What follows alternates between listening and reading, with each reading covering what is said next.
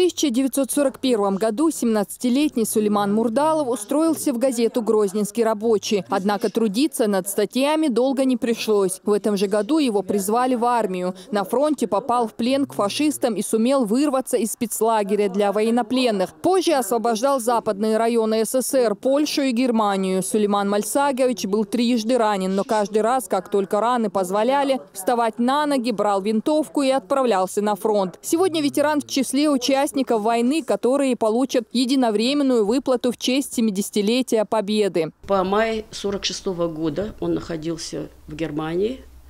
Когда еще закончилась война, он еще год стоял там в оккупационных войсках, пока там шло разделение границ. Вернулся он в Казахстан, ушел с Чечни. Начинал он у Висаитова в кавалерийском полку. Потом другие дивизии были. Я считаю, что бы им ни сделали, это достойно.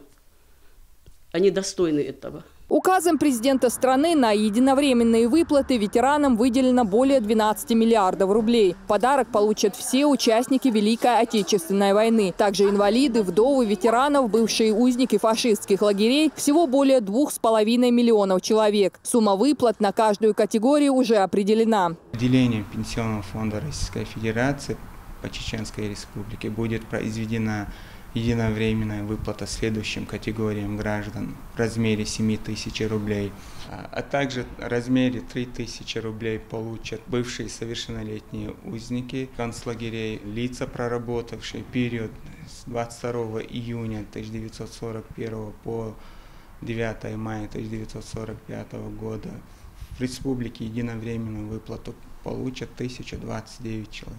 Единовременную выплату ветеранам выдадут вместе с апрельской пенсией, чтобы в момент празднования деньги были у получателей. Республиканские власти оказывают поддержку ветеранам по нескольким программам. На сегодняшний день в регионе проживают 37 участников Великой Отечественной войны, 832 труженика тыла и 411 вдов ветеранов. В преддверии празднования 70-летия Победы в Великой Отечественной войне нами разработан республиканский план. В этом плане предусмотрен весь спектр мер социальной поддержки, который можно предоставить нашим ветеранам дополнительно.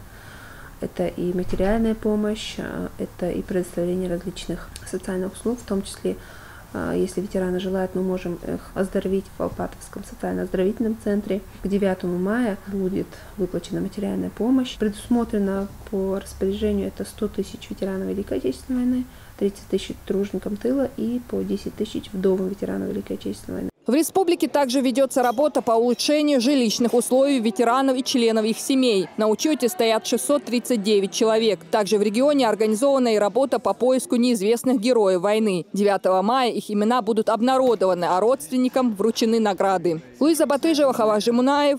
Новости.